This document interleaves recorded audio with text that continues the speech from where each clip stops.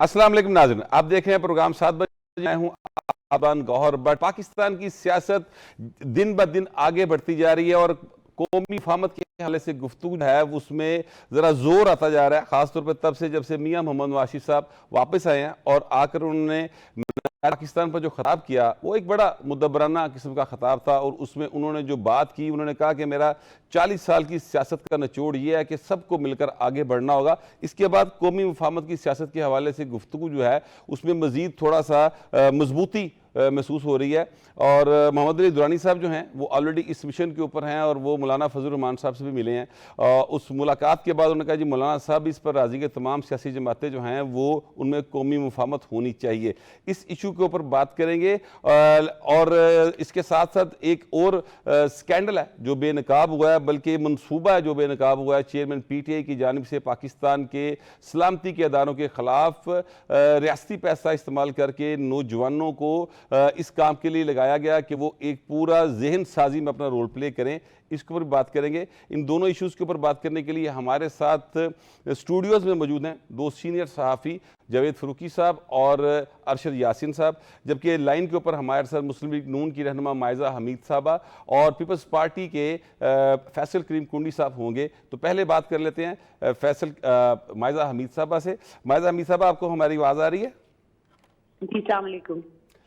ये बताइएगा कि जो आज एक खबर आई है, सबसे पहले उस पर बात कर लेते हैं। चेयरमैन PTI की जानिब से जिस तरीके से पैसों का इस्तेमाल किया गया वो 870 मिलियन रुपए का मंसूबा था और एक पूरा बयानिया बनाया गया 9 मई के वाक़यात के हवाले से जो जहन साजी की गई लोगों की, उस सारे इशू को आप किस तरह से देखती हैं?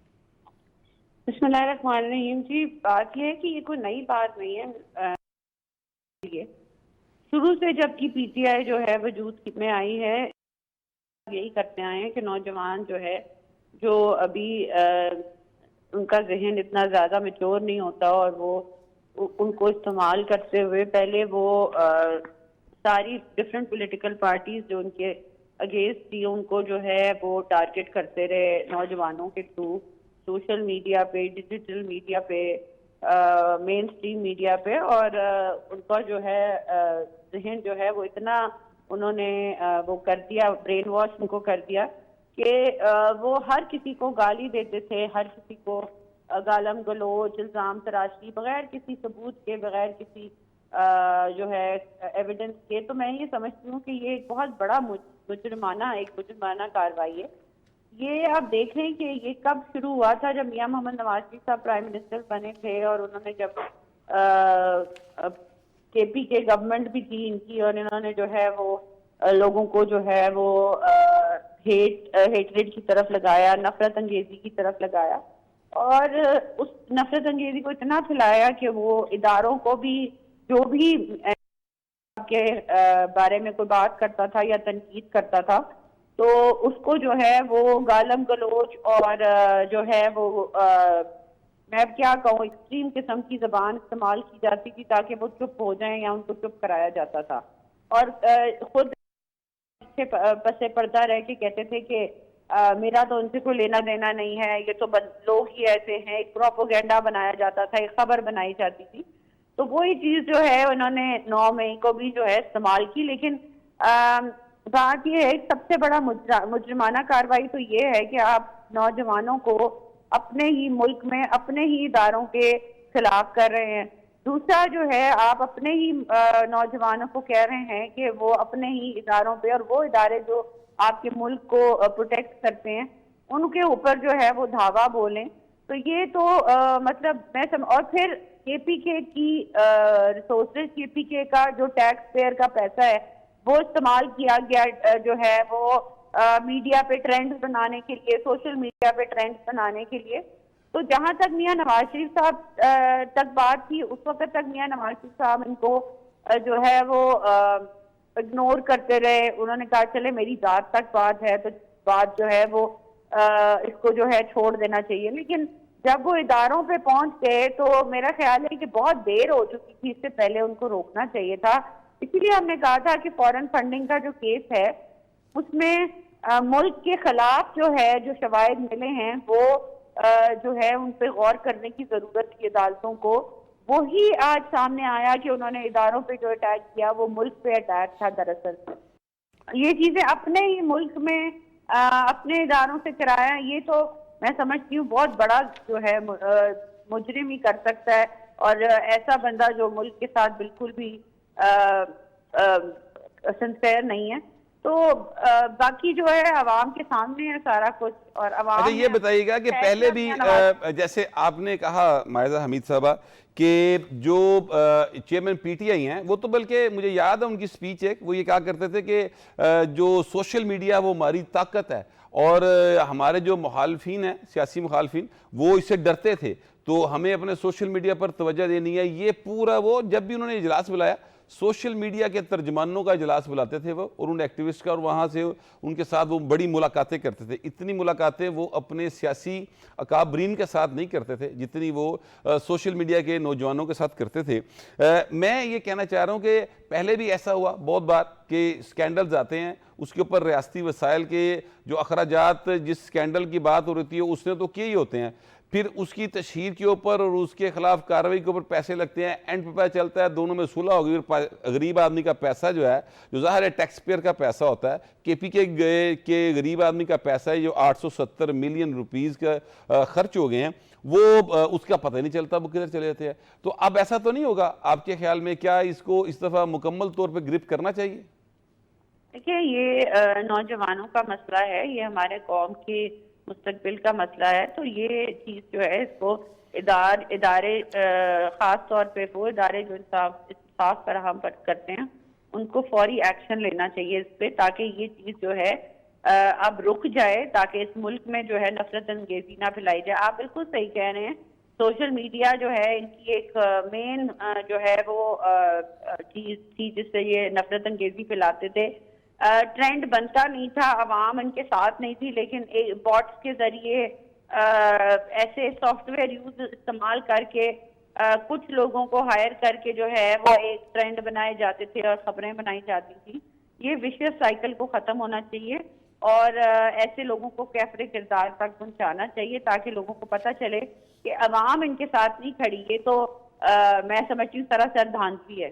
ये तो बात ठीक है, लेकिन फिर उधर से मुफाहमत की बात शुरू हो जाती है ना कि जी मुफाहमत कर लें, सारे मिलके बैठ जाएं और पाकिस्तान के मुफाद को अवलियत दें और ये सियासी इख्तलाफात को ख़त्म कर दें। इस किस्म की गुफ्तगू भी तो शुरू हो जाती है। ये सियासी इख्तलाफात नहीं है। सियासी इख्तलाफात होते हैं जब आप एक दूसरे पे इल्जाम लगाते हैं, एक सियासी पार्टी दूसरी पार्टी के ऊपर इल्जाम लगाती है, तो उसके बाद अगर मुफाहमत होती है या नहीं होती, या कोर्ट जो मामला कोर्ट में जाता है, वो डिफरेंट बात है। ये इदारों के खिलाफ, आप अपनी पाक आर्मी के खिलाफ, आप ऐसा इदारा जो आप मुल्क को जो है वो तहफ़्फ़ुज़ फराहम करता है, उसके खिलाफ जब आप एक चीज करते हैं तो वो जो है वो एक बहुत बड़ा जुर्म होता है। ये नाकाबिले माफी जुर्म है। मैं नहीं समझती इसमें मुफाहमत होनी चाहिए। तो इसका मतलब है कि नवाज शरीफ साहब ने जो बात की थी अपनी स्पीच में कि सबको मिलकर आगे बढ़ना होगा, मेरा 40 साल की जो सियासत है उसका निचोड़ ये है, तो उसमें से इन अनासर को आप माइनस कर रही हैं।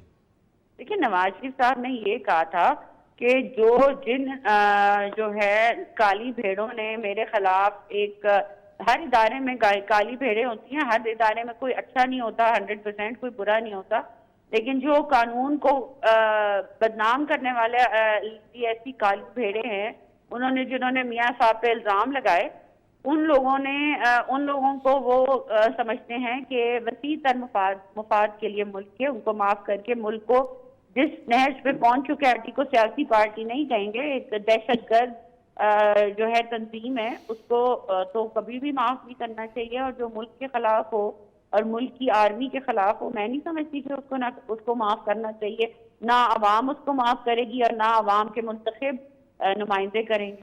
आखिरी बात ये बता दें कि जो बात आप कह रही हैं ये मुस्लिम लीग नवाज की ज़ाहिर है जो पॉलिसी होगी उससे आप आगाह होगी, तो ये उस पॉलिसी के मुताबिक बात कह रही हैं आप? बिल्कुल, मैं यही कह रही हूँ कि देखिए, मैं यही कहना, एक मैच्योर सियासतदान जो मियां नवाज शरीफ साहब हैं, एक मंजे हुए सियासतदान जो है, वो ऐसी सियासी पार्टी के साथ, जिस तरह पीपल्स पार्टी है, जिस तरह दीगर पार्टीज है, जिस तरह जो पीटीएम के साथ मियां शहबाज शरीफ साहब लेके चले, उनके साथ तो मुफाहिमत करना और उनके साथ बैठना जो है वो मुल्क के वसी जो है मुस्तकबिल के लिए वो तो जरूरी है, लेकिन एक दहशतगर्द पार्टी के साथ हम बिल्कुल नहीं बैठे। जी बहुत शुक्रिया, बहुत मेहरबानी। मायजा हमीद साहबा जो हैं वो कह रही हैं कि जो पीटीआई है वो एक दहशतगर्द जमात है। तो जावेद फरूकी साहब, आप इस सारे मामले को किस तरह से देखते हैं? ये जो एक स्कैंडल आया सामने, आपके ख्याल में इस खबर की ये सिर्फ एक खबर रहेगी, इस पर कोई अमल भी होगा? बहुत शुक्रिया भट्ट साहब। पहले तो बात यह है कि इसके दो पहलू हैं मेरे नज़दीक। एक तो ये है कि ये खान साहब का, उनकी पार्टी का ये जो मामला है कि जिस तरह से उन्होंने, आपने ये बताया और ये ख़बर भी है कि कौमी वसाइल को खर्च करके 870 मिलियन रुपए का ख़र्चा है, और इस खर्चे के साथ एक ऐसी फ़ौज ज़फ़र मौज जो है वो भर्ती की गई जो सबसे पहले तो ये कि साबिक़ चेयरमैन पीटीआई जो है उनकी इमेज बिल्डिंग उस पर, यानी रियासती वसाइल के ऊपर आप अपनी ज़ात की जो है वो तशहीर कर रहे हैं, उसकी इमेज बिल्डिंग कर रहे हैं। दूसरी ये बात कि फिर उनका रियासत मुखालफ प्रोपेगंडे के अंदर उनका शरीक होना और मुलव्वस होना, ये दोनों ही बातें जो हैं ये उनकी पार्टी के, एक चीज़ तो बराह रास्त उनकी पार्टी का जो था उनका मैनिफेस्टो जो था उससे बड़ी मुतसादम है। यानी बड़े बुलंदोबांग दावे थे। जो बड़ी मायूसी है उनके हवाले से, उनके बहुत से लोग जो हैं यानी जो उनसे हटे हैं और जो पॉपुलैरिटी नीचे आई है, उसकी एक बड़ी वजह यह भी है कि जो साबिक़ वज़ीर-ए-आज़म हैं वो अपने ही किए हुए बहुत से दावों के नीचे आ गए। यानी उनकी जितनी इंतखाबी मुहिम थी, उनकी पॉलिटिक्स जो थी वो थी एक बहुत आला और बुलंद मयार उन्होंने एक जो थे वो मुकर्रर किए थे, और बाकी तमाम सियासी मुखालफिन को कहते थे कि ये गवर्नेंस में भी बुरे हैं, सियासत में भी बुरे हैं, किरदार में भी बुरे हैं। यानी अपने अलावा वो ऐसी नरगसियत का शिकार थे कि उन्हें अपने अलावा कोई ठीक नहीं लगता था।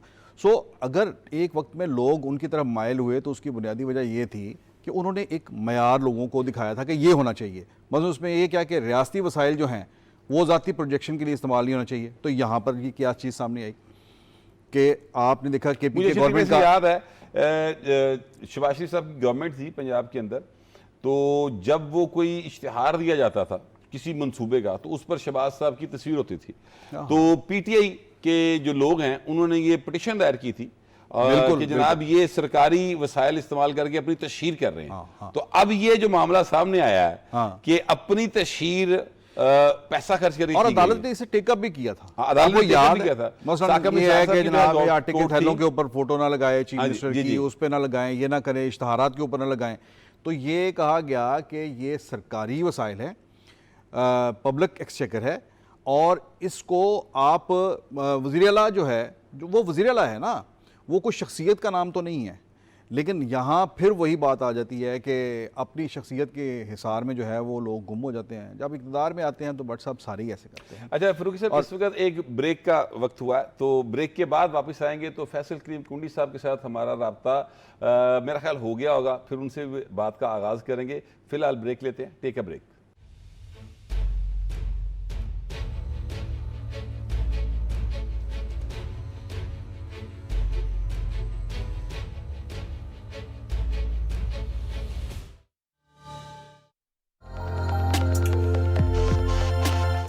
मुआशरे में अमनो अमान और आबादारी के फ़रोग़ के लिए ज़रूरी है कि हम अखलाकियात और आदाब मुआशरत को मलूज़ खातिर कर सकें। अगर हम गलत को गलत कहे बगैर इख्तिलाफ राय को तस्लीम नहीं करेंगे तो मुआशरे में पुरतशद्दुद रवैये और इंतहा पसंदी जन्म लेंगे। हम मुआशरती आदाब को फ़रोग़ नहीं देंगे तो हमारा कौमी तशख़्ख़ुस मुतासर होने का खदशा पैदा हो जाएगा। इसी खदशे के पेश नज़र हमारी दरसगाहों, हमारे महलों, हमारी तंजीमों, हमारे ख़ानदान को अपना किरदार अदा करना होगा ताकि हम मुहज़्ज़ब दुनिया के संग वतन अजीज़ का मस्बत तासुर उजागर कर सकें। ये सब कैसे मुमकिन होगा, जानने के लिए देखिए प्रोग्राम मुहज़्ज़ब दुनिया के संग अपनी होस्ट सारा खान के साथ सिर्फ पीटीवी न्यूज़ पर।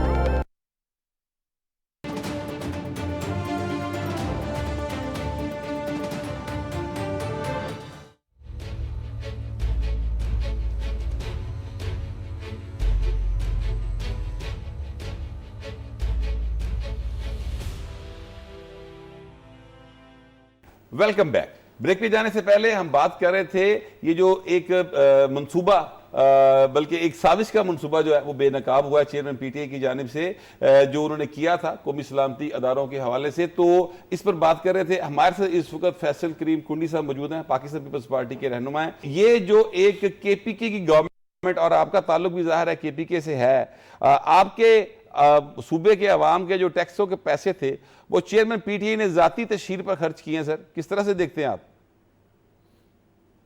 बिस्मिल्लाहिर्रहमानिर्रहीम। देखें, बिल्कुल आपकी बात दुरुस्त है। निगरान हुकूमत ने कुछ लोगों के नाम भी पब्लिक किए थे जिसके लिए जो पीटीआई ने जिन लड़कों को या बच्चे या बच्चियों को अपनी जाती तशहीर के लिए मिनिस्ट्रीज में रखा था और उनको पेमेंट कर रहे थे मंथली। लेकिन अफसोसनाक अमर इस मुल्क में यह है कि इस मुल्क में सजा जजा होती नहीं है। जो चीज़ गुजर जाती है, जब मैं आता हूँ तो मैं कहता हूँ चलो उन्होंने अगर 1000 रखे तो 500-600 मैं भी रख लेता हूँ उनकी जगह और ये काम मैं चला लेता हूँ। तो जब वो हुए थे तो उस पर क्या हुआ, आगे कुछ अमल दरामद तो नहीं हुआ। हमने सिर्फ टीवी प्रोग्राम किए, प्रेस कॉन्फ्रेंस निगरान हुकूमत ने की, उसके बाद उसके ऊपर क्या एक्शन हुआ? क्या वो पैसे वसूल किए गए कि आपने टैक्स पेयर के पैसे अपनी जाती तशहीर के लिए इस्तेमाल किए, अब ये पैसे जो हैं वो टैक्स चेकर के उसमें जमा करा लें? कुछ भी नहीं हुआ। सिर्फ हमारी जो है वो टॉक शोज पर उसकी सिर्फ डिबेट हुई है। बाकी तो मतलब है कि जो हमें वो सबक सिखाते थे या हमें कहते थे कि जी टैक्स पेयर के पैसे अपनी ज़ात पे क्यों खर्च कर रहे हैं, तो खुद अपनी ज़ात पे जो है वो टैक्स पेयर के पैसे उन्हें खर्च किए। लेकिन उसके बाद जो है चाहे वो निगरान हुकूमत थी या 16 महीने की हमारी हुकूमत थी, उसके ऊपर कोई एक्शन नहीं लिया गया और बस वो ऐसी चीज़ें तो गुजर। सर ये आपने भी खुद बात कह दी कि आपकी हुकूमत थी और एक्शन नहीं हुआ। तो सर ये तो फिर सियासी जमातें जो हैं जो हुकूमत में रहती हैं वो सर क्या वजह होती कि इस पर उस पर सजा जजा का सिलसिला जो बिल्कुल खत्म हो जाता है? देखिए, मेन चीज तो वहाँ की निगरान हुकूमत का काम था। उस निगरान हुकूमत ने अगर ये केस आगे फॉरवर्ड कर तो मेरे ख्याल में उनके, मैं एक दफा इंफॉर्मेशन मिनिस्टर को सुन रहा था कि उन्होंने शायद कोई FIA को या किसी उसको वो केस भेज रहे थे। दूसरी बात यह है कि देखें, मसला ये होता है कि जब हम हुकूमत में आते फिर हम कहते सब कुछ ठीक है। अब मैं मर्जा हमीद साहब को सुन रहा था, उन्होंने कहा कि हमने सब कुछ माफ कर लिया क्योंकि हम अभी सिलेक्शन के प्रोसेस से फॉर एग्जांपल वो गुजर रहे हैं। लेकिन जो चीज़ 2018 में गलत थी वो आज भी गलत है। अगर 2018 के लिए किसी के लिए कोई काम किया जा रहा था तो आज किसी लिए काम किया जा रहा है वो भी गलत है। अगर मैं बोलूं कि 2018 में किसी लिए काम कर रहे थे और आज मेरे लिए कर रहे हैं तो वो ठीक है, तो मैं समझता हूँ कि वो गलत है। अगर चीफ जस्टिस साहब ने गुड टू सी यू एक पार्टी के चेयरमैन को कहा तो वो गलत था, तो आज अगर स्टेट प्रोटोकॉल मिल रहा है एक साबिक वज़ीर आज़म को तो वो भी गलत है। मैं कहता हूँ कि अगर चीज़ वो ठीक है, मैं समझता हूँ कि हमारे फॉर्मर प्राइम मिनिस्टर की इज्जत होनी चाहिए। जो काम हुआ बड़ा अच्छा हुआ है, लेकिन यही चीज़ें यूसुफ रजा गिलानी के लिए, राजा परवेज़ अशरफ के लिए, खाकान अब्बासी के लिए और जो है शहबाज शरीफ के लिए भी होनी चाहिए, जो मियां नवाज शरीफ साहब के लिए पंजाब की हुकूमत या बाकी हुकूमतों ने की है। तो मैं समझता हूँ अच्छी बात है। हमारे साबिक वज़ीर आज़म हैं, हमारी मुल्क की जो है वो इज्जत है। जो भी साबिक वज़ीर आज़म रहे हैं बाहर जाते हैं या इस मुल्क में घूमते हैं। हम तो लाहौर आते हैं, हमारे प्रेसिडेंट साहब भी, जरदारी साहब भी आते हैं। मैं तो इस किस्म का कोई भी, हमें शौक नहीं है प्रोटोकॉल का, लेकिन चीज़ ये है कि चीज़ें जो है जब आप कर रहे होते हैं तो होती है। मियाँ साहब आए, मीनार पाकिस्तान पे जलसा किया, उन्होंने इलेक्शन का नाम ही नहीं लिया। इस मुल्क में इलेक्शन होने चाहिए या नहीं होने चाहिए। हम तो उम्मीद कर रहे थे कि वो बयान जो मियाँ साहब का था वो कंटिन्यू करेगा, लेकिन वो बयानिया जो है उनका कंटिन्यू नहीं हुआ। वोट को इज्जत दो का हुआ, या उन 5 लोगों का जिन्होंने अब हर वक्त कहते हैं हम उनको सजा देंगे, या फिर जो है इलेक्शन कराने का। सर ये फैसल साहब, आप यानी पीपल्स पार्टी वाले अक्सर ये बात करते हैं कि जनाब जो इलेक्शन है वो 90 रोज़ में होने चाहिए और मियाँ साहब ने इलेक्शन का नाम नहीं लिया। आप लोग इलेक्शन की डेट का मुतालबा कर रहे हैं, लेकिन कोई लीगल प्रॉब्लम मुझे बताया गया था। एक दफ़ा मैंने किसी से पूछा तो उन्होंने कहा जी लीगल प्रॉब्लम ये है कि अगर हम डेट अनाउंस कर देंगे, यानी इलेक्शन कमीशन डेट अनाउंस कर देगा तो पूरा शेड्यूल देना पड़ेगा, और वो भी नहीं दिया जा सकता क्योंकि जब तक हल्का बंदियाँ कंप्लीट नहीं होती उस वक्त तक शेड्यूल नहीं दिया जा सकता। तो इस तरह का कोई टेक्निकल प्रॉब्लम है शायद? कोई टेक्निकल देखें प्रॉब्लम नहीं है। अगर इलेक्शन कमीशन कह रही है कि हम 30 नवंबर को सब कुछ फाइनल कर देंगे, तो उसके बाद अगर 30 नवंबर को फाइनल कर रहे हैं तो उसके बाद आप शेड्यूल और डेट तो दे दें कम से कम। लेकिन अगर आपको पता है कि आपने 30 नवंबर को चीज़ फाइनल करनी है और सब कुछ हो जाएगा 30 नवंबर को, तो उसके बाद तो हमें डेट दे देना। उसके बाद हम बता दें कि हमें डेट मिल गई। दूसरी बात यह है कि देखें, एक फॉर्मर वफाकी वजीर टीवी पे आते हैं और PMLN से उनका ताल्लुक है और वो कहते हैं कि जी हमारी तो जो है वो मैच फिक्स हो चुका है। जब ऐसी किस्म की बातें करेंगे, मैच फिक्स हो चुका है और ये चीज हो गई है, और इस वक्त 2 करोड़ हमारी यूथ जो है वो वोटर बन चुकी है। इस दफा पाकिस्तान की आवाम सिलेक्शन बर्दाश्त नहीं करेगी। फ्री एंड फेयर इलेक्शन होने चाहिए। अगर PMLN को अवाम वोट करती है, पीपल्स पार्टी को करती है, PTI को करती है, किसी और जमात करती है, उनका हक बनता है कि इस मुल्क पर हुक्मरानी करें। आप जो है वो मुसल्लत, कम अज कम जो है मुसल्लत करने वाला जो है काम वो खत्म कर दें। सर ये फरमाइएगा कि आप मुफाहमत के पॉलिसी के साथ हैं, क्योंकि आपकी पार्टी जो है वो तो मुफाहमत की पॉलिसी लेकर चलने वाली, मेरे ख्याल शायद पीपल्स पार्टी ही है जिन्होंने मुफाहमत की पॉलिसी सबसे पहले अनाउंस की थी, और आसिफ जरदारी साहब को मुफाहमत का बादशाह भी कहा जाता है। तो आप मुफाहमत के साथ हैं, जो मियाँ साहब ने भी कहा? बिल्कुल, हम मुफाहमत के साथ हैं, लेकिन मुफाहमत में ये बात तो नहीं है कि आप इलेक्शन रिग करें, लोगों को सेलेक्ट करें और बोलेंगे जो है मुफाहमत करें, हमने जो है सेलेक्ट होकर आ गया और सिलेक्शन कबूल करें। अगर इस मुल्क में सिलेक्शन होनी है तो अवाम के 60 अरब रुपए टैक्स पेयर के क्यों ज़ाया कर रहे हैं? फिर टीवी पे अनाउंस कर दें कि ये सिलेक्शन हो चुकी है, आप लोग तकलीफ ना करें इलेक्शन के लिए और बाकी कैंपेन्स के लिए। तो ये चीजें जो है, अब आप देखें, आपने तजर्बे बहुत कर लिए हैं और तजर्बे ये नहीं चल सकते हैं।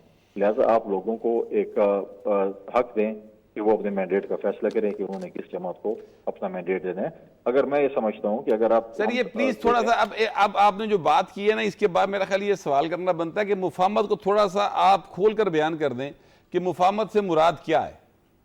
मुफाहमत तो देखें, पॉलिटिकल पार्टी के साथ डायलॉग्स, अदम एतमाद में आप देखें, जब शहबाज शरीफ साहब को पॉलिटिकल पार्टीज वोट कर रही थी, मेजोरिटी पॉलिटिकल पार्टीज ने कहा कि आसिफ अली जरदारी साहब हमारे गारंटर बने। मुफाहमत तो उसको कहते हैं, हम पॉलिटिकल पार्टीज को देखें, कल अगर इलेक्शन होते हैं, फ्री एंड फेयर इलेक्शन होते हैं, जिस जमात को भी मैंडेट मिलते हैं हम उसका एहतराम करेंगे, हम उनके साथ चलने को तैयार हैं। लेकिन अगर आप ये कहेंगे नहीं हम इलेक्शन में धांधली करेंगे, धुन भी आएगी, RTS भी बैठेगा, RO इलेक्शन भी होगा और फिर आप मुफाहमत करें, तो ये नहीं हो सकता। लिहाजा ये चीजें नहीं हो सकती। बाकी तो पॉलिटिकल डायलॉग्स हर पॉलिटिकल पार्टी के साथ हो सकता है, बैठ सकते हैं। हम 16 महीने जो हमारी हुकूमत थी, ये भी मुफाहमत है थी ना, 12-13 जमातों की हुकूमत चल रही थी, चीजें चल रही थी, तो हम इस चीज को कहते हैं कि ये मुफाहमत है। और क्या कि हम चले हैं, PMLN के नंबर गेम ज्यादा थी, हमने उनको सपोर्ट किया, उनके प्राइम मिनिस्टर। कल अगर हमारी नंबर गेम हमारी इत्तेहादी जमातों के साथ ज्यादा होती है तो हम ये उम्मीद करते हैं कि PMLN हमें भी सपोर्ट करेगी। सर आप हमारे साथ जरा प्लीज लाइन पे रहिएगा। जावेद फरूकी साहब हमारे साथ इस वक्त स्टूडियो मौजूद हैं। फरूकी साहब से बात करते हैं। फरूकी साहब, वो कहते हैं कि मुफाहमत जो है वो तो सियासी जमातों के दरमियान होनी चाहिए, लेकिन वो कह रहे हैं कि PMLN ने मैच फिक्स किया हुआ। आपको ऐसा लगता है? मेरा ख्याल है कि कुंडी साहब को ये ज़्यादा एलेबोरेट करना चाहिए कि मुफाहमत मतलब ये है कि उसकी किस तरह से लेते हैं, उसकी शक्ल क्या है, शक्ल क्या है उसकी। अगर तो मुफाहमत ये है कि अच्छा भाई 6 वजारतें आपकी, 6 आपकी, 10 मेरी, 3 तुम्हारी, ये मुफाहमत है, तो ये मुफाहमत नहीं है। देखें, जो चार्टर ऑफ डेमोक्रेसी इन्होंने साइन किया था मुस्लिम लीग नून और पीपल्स पार्टी ने, उसमें ये मुफाहमत थी, ठीक है, लेकिन मुफाहमत की बहुत ही उसके अंदर एक प्रैक्टिकल शक्ल भी दी हुई थी। उसमें यह दिया गया था कि मुफाहमत क्या होगी, मुफाहमत होगी डेमोक्रेटिक इंस्टीट्यूशंस की मजबूती के लिए, कॉन्स्टिट्यूशन की मजबूती के लिए, इदारों की कोई मजबूती के लिए। मसलन इसमें अगर आप मुफाहमत को लेते हैं तो मेरा ख्याल है कि इसमें मुफाहमत का पहलू ये होना चाहिए कि हम, अगर आप इलेक्शन फेयर, अब इस वक्त सवाल ये पैदा हो रहा है ना कि fair election, level playing field, आप ये मुफाहमत में ये बात डालें कि हम इलेक्शन कमीशन ऑफ पाकिस्तान को एम्पावर करेंगे, हम इदारों को एम्पावर करेंगे, और जो एक बात जो इनके अंदर तय हुई थी वो ये कि तीसरी तरफ हम नहीं देखेंगे, एक दूसरे की लेग पुलिंग नहीं करेंगे। ये बातें होनी चाहिए मुफाहमत में। ये मुफाहमत for the sake of democracy होनी चाहिए। मुफाहमत अपने केसेस के लिए नहीं होने चाहिए, अपने मफादात के लिए नहीं होने चाहिए। ये होना चाहिए। हाँ, एक बहुत इंपॉर्टेंट बात जो इन्होंने चार्टर ऑफ डेमोक्रेसी में कही थी, आप कुंडी साहब से ये पूछे भी कि इन्होंने क्या, आपकी आवाज उसमें एक सबसे इंपॉर्टेंट मेरे लिए जो लाइन थी वो ये थी कि ट्रूथ एंड रिकंसिलिएशन कमीशन बनाया जाएगा। जी जी, वो एक ऐसा नुक्ता आगाज होना था नए सियासी सफ़र के लिए, पाकिस्तान की नई पॉलिटिकल जो है इब्तदाइया ऐसा होना था कि उसके बाद बहुत सी चीज़ें ठीक हो जानी थी। बट साहब, पिछले 15-20 साल के अंदर, 15 साल के अंदर दोनों पार्टीज़ की तरफ से उसके हवाले से कोई चीज़ मुझे सामने नज़र नहीं आई। मैं तो समझता हूँ कि मुफाहमत के ये जो मानी हैं, ये जो पैराए हैं, इन पर बात होनी चाहिए। ये आपने जैसे ये बताया कि ये 870 मिलियन रुपए का जो है ये स्कैंडल है, अगर कल को PTI के साथ आप मुफाहमत करते हैं, और मैं ये समझता हूँ कि PTI के साथ भी मुफाहमत होनी चाहिए, तमाम लोगों को, तमाम सियासी फ्रीकैन को साथ लेकर, लेकिन PTI के साथ लेकिन 870 मिलियन के ऊपर कॉम्प्रोमाइज नहीं होना चाहिए। अब मेरी बात सुन, मैं जो बात कह रहा हूँ ये है कि अगर पीटी के साथ मुफाहमत की बात पीपल्स पार्टी ने सबसे पहले शुरू की थी, अब मौलाना फजल रहमान साहब भी जो हैं वो भी कह रहे हैं कि पीटी के साथ मुफाहमत हो सकती है। ये कम से कम मोहम्मद अली दुरानी साहब के हवाले से जो खबर आई है, उन्होंने कम से कम ये क्लेम किया है कि मौलाना साहब ये बात कह रहे हैं। लेकिन अगर जनाब कुंडी साहब ये बताइए कि अगर ये पीटी के साथ मुफाहमत हो, उन लोगों के साथ मुफाहमत हो जो कौमी इदारों पर हमला करते हैं सर और उनको सपोर्ट करते हैं, उनके साथ मुफाहमत हो सकती है? नहीं, मैं एग्री नहीं करता कि उन लोगों के साथ मुफाहमत हो सकती है कि जो 9 मई में मुलविस थे। पार्टी में अच्छे बुरे लोग होते हैं, उनमें जो है वो ऐसे भी जो है वो लोग हैं जो एक आइन और कानून की बात करते हैं। उनके साथ जो लोग, जिनको इलेक्शन कमीशन, जिनको पाकिस्तान की अदालतें और स्टेट इजाज़त देती है कि आप इलेक्शन में हिस्सा ले सकते हैं, बिल्कुल वो उनके साथ अगर पार्टी लीडरशिप हमारी और उनकी चाहेगी तो होगी। लेकिन जो लोग 9 मई में मुलविस हैं, उनका जब तक फैसला अदालतें नहीं करती हैं उस वक्त तक जो है वो कुछ नहीं हो सकता, उनसे बातचीत नहीं हो सकती। जहाँ तक आपने ये बात की है ट्रूथ एंड उसकी रिकन्सिलिएशन की, बिल्कुल ये चीज़ होनी चाहिए। देखें, हमने 2018 में भी 8 में भी ये बात की कि नैब को ख़त्म किया जाए, ये पॉलिटिकल इंजीनियरिंग के लिए इस्तेमाल होती है। तो हमारी इत्तेहादी जमातें जब थी तो वो उसमें पीएम रद्द कर दी कि इसको ख़त्म नहीं किया जाए। फिर हमने कहा कि आर्टिकल 62-63 ख़त्म किया जाए, तो उन्होंने कहा नहीं ख़त्म होना चाहिए। हमारे पास इतनी हमारी खुशकिस्मती नहीं है कि हमें कभी सिंपल या टूथल मेजोरिटी मिली हो। ये हमेशा जो इनका पूरा फाल है वो पंजाब की तरफ ही निकलता है। तो अगर हमारे पास मेजोरिटी, सर आप पंजाब में आते ही नहीं है, अब आपकी पार्टी अगर पंजाब में एक्टिव ना हो, नहीं, वो जरदारी साहब कहते हैं डोमिसाइल का मसला है ना।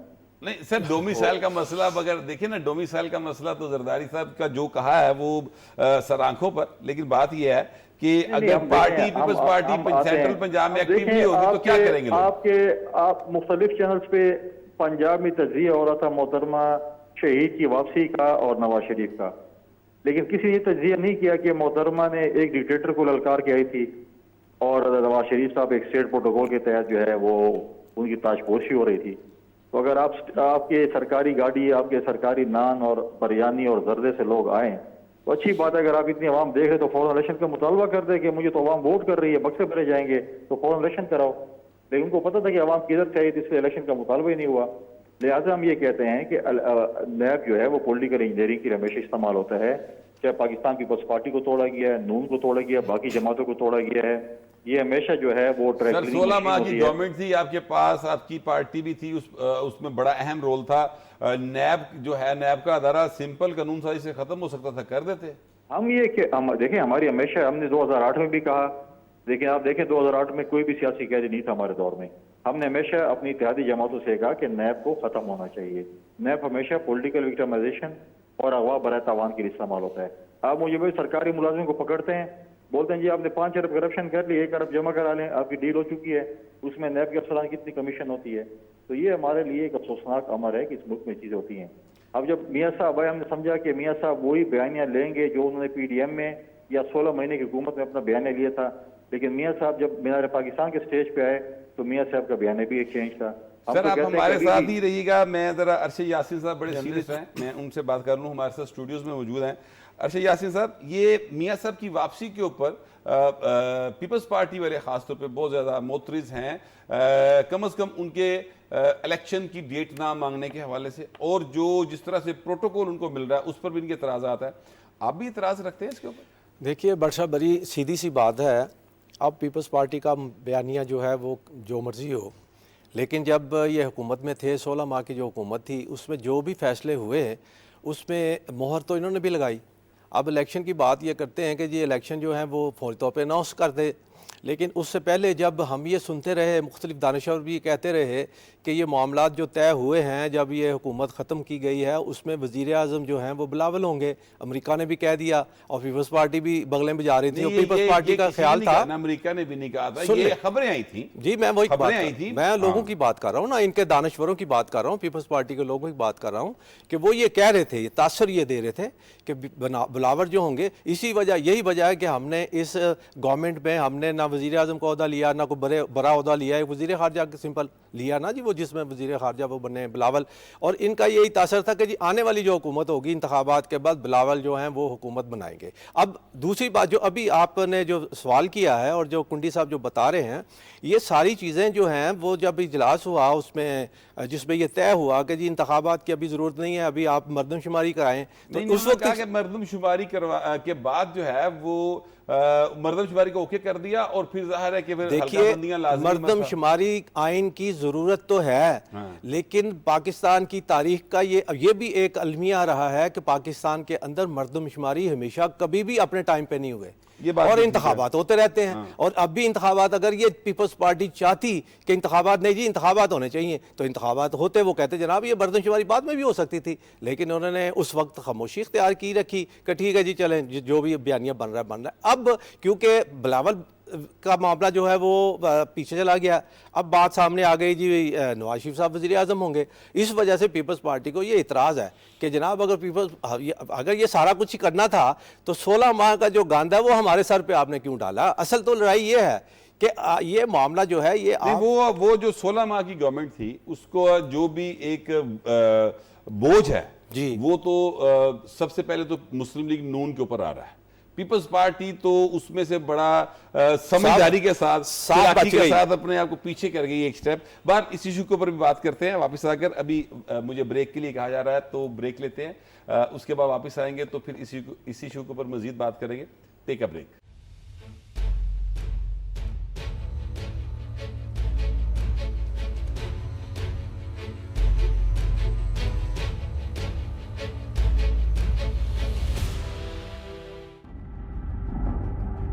बाखबर रहने के लिए बाखबर होना जरूरी है।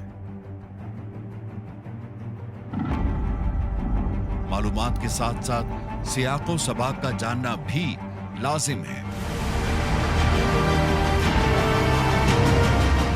मुख्तलिफ आरा पर शफ़ाफ और मुतवाज़ी तज्ज़िये भी आज़ाद सहाफ़त का बुनियादी तकाज़ा है। इशू सियासी हो या माशी, दाखिली हो या खारिजी, हम रखेंगे आपको बाखबर।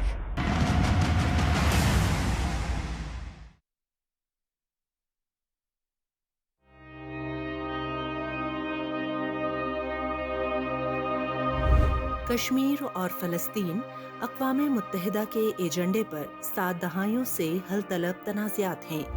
अक़वाम मुत्तहिदा ने 1948 में कश्मीरी और फ़लस्तीनी अवाम को हक़ खुद इरादियत देने का वादा किया था। भारत और इसराइल कश्मीर और फ़लस्तीन में बैनुल-अक़वामी क़वानीन की खुल्लम खुल्ला खिलाफ वर्जी कर रहे हैं। पाकिस्तानी अवाम अपने कश्मीरी और फ़लस्तीनी भाइयों का दर्द दिल की गहराइयों से महसूस करते हैं। पाकिस्तान कश्मीरी और फ़लस्तीनी अवाम के हक़ खुद इरादियत की हिमायत जारी रखेगा।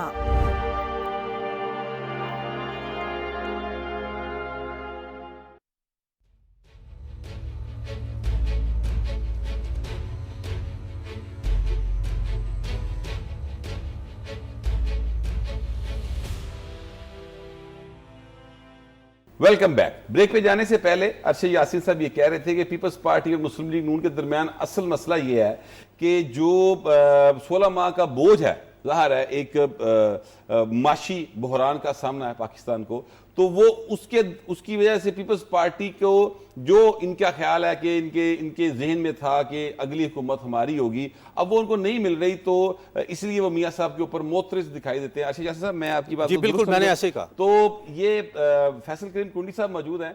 सर, ये अरशद यासीन साहब ये कह रहे थे, आप इनसे इतफाक करते हैं, यही बात है या बात कोई और है? मैं बिल्कुल इनसे इतफाक जो है वो एहतरामन नहीं करता। देखिए, बात यह है कि हम 16 महीने की कोई, हम इससे नहीं कहते, हम ओन करते 16 महीने की हुकूमत। हम ये नहीं कहते कि हम इससे बरूज़मा हैं।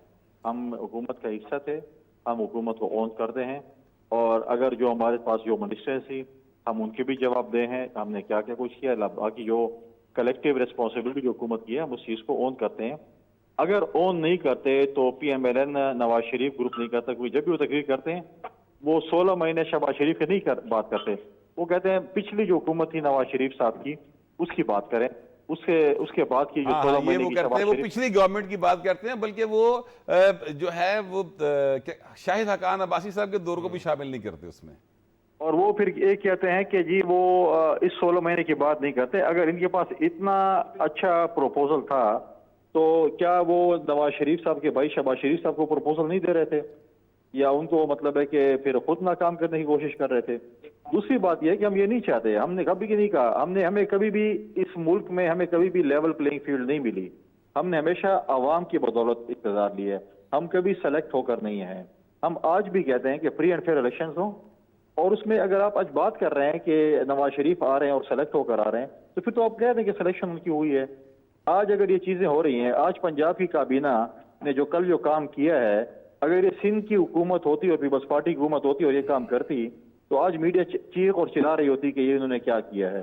लिहाजा ये चीज हम कहते हैं कि फ्री एंड फेयर इलेक्शन होने चाहिए, और इसमें जिस जमात को भी लोग मैंडेट देते हैं उसका हक है कि वो हुकूमत करें।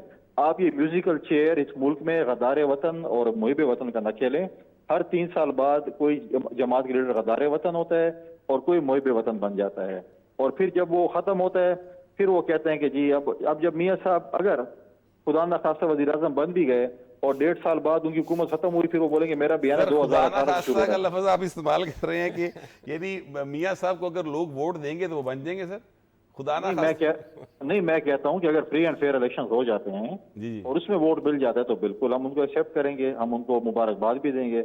हमने अभी भी उनको कहा है, हमने वेलकम किया कि वो पाकिस्तान आए हैं, और अगर किसी और जमात को मैंडेट मिलता है, अगर हमारी जमात को मैंडेट मिलता है या किसी और जमात को मैंडेट मिलता है, उसके एहतराम होना चाहिए। हम कहते हैं फ्री एंड फेयर इलेक्शन होना चाहिए।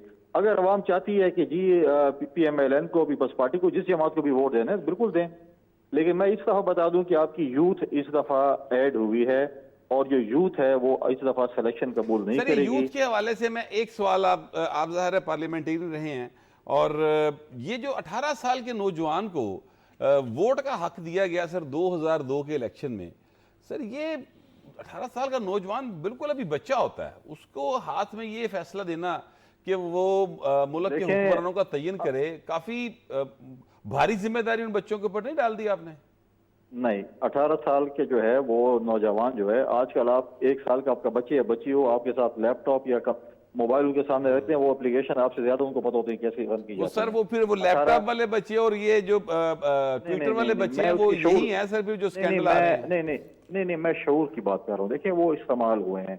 देखें क्या पिछले तो लाहौर का जलसा वही जलसा एक्शन रिप्ले नहीं था जो मीडिया PTI के चेयरमैन को दिखाती थी कि जी वो अभी कमरे से निकले, अभी चाय पी रहे हैं, अभी वुजू कर रहे हैं, अभी गाड़ी में बैठ गए हैं, अभी हेलीकॉप्टर में बैठ रहे हैं। मुझे तो वही एक्शन रिप्ले नजर आ रहा था जो कि माजी में हो रहा था PTI के चेयरमैन के लिए। कोई फर्क तो मुझे नजर नहीं आ रहा था। लिहाजा ये चीजें जो है वो देखें, आपके 18 साल के जो नौजवान है उसको शऊर होता है, उसको वोट का हक है, और वो सर इसके ऊपर आपका अपना एक व्यू है, और इसके ऊपर पीपल्स पार्टी, नून लीग सब चूंकि मुत्तफिक हैं। मैंने तो अपने तौर पे एक बात की है सर, आपने हमें वक्त दिया, आपका बहुत बहुत शुक्रिया। और मैं अब में जावेद फरूकी साहब, ये बताइएगा, कुंडी साहब हों या कोई भी दूसरी सियासी जमात जो है, PTI हो बेशक, सबको फेयर एंड फ्री इलेक्शन की बड़ी फिक्र है। आपको लगता है कि फेयर एंड फ्री इलेक्शन नहीं होंगे? पीपल्स पार्टी में तो गिलानी साहब ने कल एक बात कही और अपनी ही पार्टी के लोगों की जो बातें हैं उसको बंद कर दिया। उन्होंने कहा कि क्यों बात करते हैं, हमें तो कभी फेयर एंड फ्री उन्होंने कहा, ये कुंडी साहब ने भी ये बात। अच्छा, ये बात एक ऐसी है कि मेरा ख्याल है कि ज़्यादा for the sake of politics भी होती है ये बात। मसलन ये है कि जैसे अरशद यासीन साहब ने कहा, एक बात कही कि अब आप इलेक्शन की बात करते हैं कि इलेक्शन अनाउंस करें, तो आप वहाँ पर अपने मरदमशुमारी में पर जाकर मोहर लगा दी, ठप्पा लगा दिया। आपको उसी वक्त एक मौका था, एक वक्त था कि आप इस चीज़ को थोड़ा सा रोक लेते। आप कहते कि आने वाली हुकूमत जो है वो इसको वेट कर देगी। वो एक मौका था, ये जब ये जवाज़ जो था इसको रोका जा सकता था, आपने वहाँ नहीं किया, और बाहर आकर आप कह रहे हैं। अब अंदर की बातें या तो मीटिंग मिनट्स भी आउट करें ना, कि कहते हैं कि अंदर ये तय पाया था कि ये मरदमशुमारी रुकावट नहीं बनेगी इन टाइम इलेक्शन में, ठीक है, या तो कोई चीज़ जो है वो आउट करे।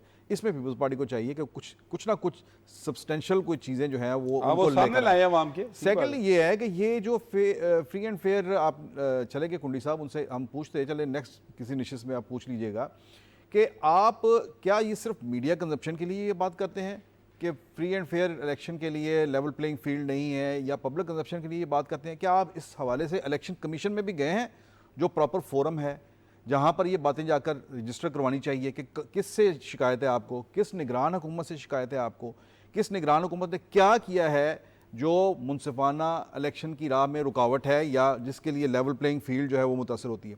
तो ये मेरा ख्याल है क्लैरिटी जो है पॉलिटिकल पार्टीज़ को भी अपने मौक़िफ़ के अंदर रखनी चाहिए। ये ज़रा बताइए कि उन्होंने तो बड़ा सीधा इल्ज़ाम लगा दिया ना कि वो कह रहे हैं कि मुस्लिम लीग नून जो है वो मैच फिक्स करके खेल रही है। आपको लगता है फिक्स हो रहा मैच?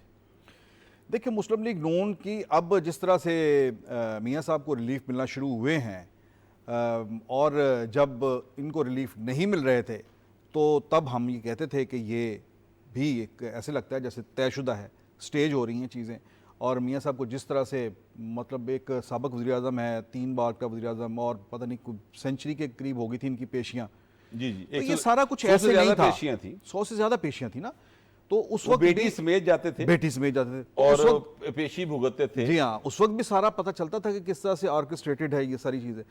अब देखें, अब वो अगरचे वो चीज़ें गलत थी लेकिन अब उसको अगर अंडू किया जा रहा है तो मेरा ख्याल है कि उसमें भी ये सवाल ज़रूर उठाए जा रहे हैं और उसमें भी खुद मैं PMLN को कहूँगा कि उसे इस किस्म की जीत, इस किस्म के हार जो है एक्सेप्ट नहीं करने चाहिए, जो जिसके बारे में बहुत ज़्यादा कोई ऐसे शकूक व शुबहात उठें, उंगलियाँ उठें कि शायद ये सारा ही अरेंज्ड है, पेम्पर्ड है अरेंजमेंट सारा का। मेरा तो ख्याल ये है।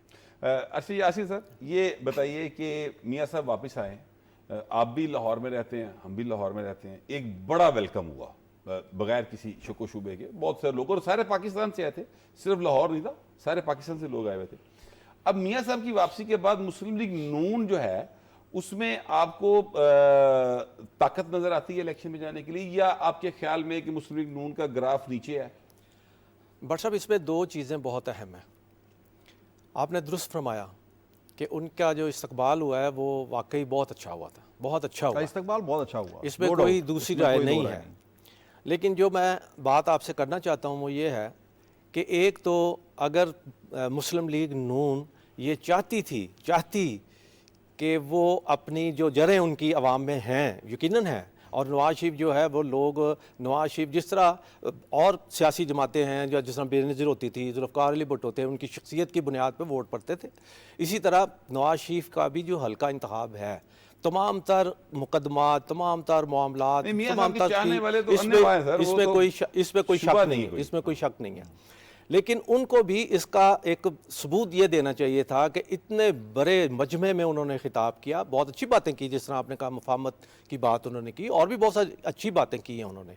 अगर वो भी इंतखाबात की तारीख का मुतालबा कर देते कि जनाब इलेक्शन कमीशन को इलेक्शन जो है ना करवा देना चाहिए, तो मैं ये समझता हूँ कि आज जो मुस्लिम लीग नून, बाज़ लोगों का ख्याल है कि वो डिफेंस पे है, वो डिफेंस में ना होती, अग्रेसिव होती, अटैक पे आती। उन्होंने ये इस बात पे कोई बात नहीं की कि इलेक्शन होने चाहिए नहीं होने चाहिए। उन्होंने कहा ये इलेक्शन कमीशन का मामला है, वो करवाती है नहीं करवाती, ऐसा नहीं, उनको करना चाहिए था। साहब के आने के बाद मुस्लिम लीग नून की पॉपुलैरिटी में इजाफा हुआ। जी, अब ये आपका जो सवाल ये है, जो है आपका सवाल, मैं ये समझता हूँ कि एक आध जलसे से, बड़े मोब से इकट्ठा कर देने से वो अंदाज़ा नहीं होता। अब अंदाज़ा होगा, अब उनके यहाँ पर रहने, लोगों के साथ मेल जोल करने, सियासी जमातों के साथ, जिस तरह उन्होंने कहा मुफाहमत की बात कही, एक्टिव होंगे, फिर लोगों के पास जाएंगे, लोग क्या रिस्पॉन्स देते हैं उनके MNA। बहुत शुक्रिया अच्छा यासिर साहब और जावेद फरूकी साहब, आप लोगों ने इस प्रोग्राम के लिए वक्त निकाला। असल बात यह है कि पाकिस्तान के टैक्स पेयर का पैसा 870 मिलियन रुपीस जो हैं वो पाकिस्तान के कौमी सलामती के अदारों के ख़िलाफ़ पाकिस्तान के नौजवानों पर खर्च करके इस्तेमाल किए गए हैं। जो भी इस सारे मंसूबे के मास्टरमाइंड हैं उनको कैफ़े किरदार तक पहुंचाना बहुत ज़रूरी है। अब ये लाजिम है उन अदारों के ऊपर जो तहकीकात करते हैं और जो प्रोसिक्यूशन है कि चीज़ों को साबित करें ताकि आइंदा से कोई इस तरह की हरकत ना कर सके। ये आज का प्रोग्राम था, अपना फीडबैक ज़रूर दीजिएगा। आपसे अगले पीर के रोज़ फिर मुलाकात होगी। अल्लाह निगहबान।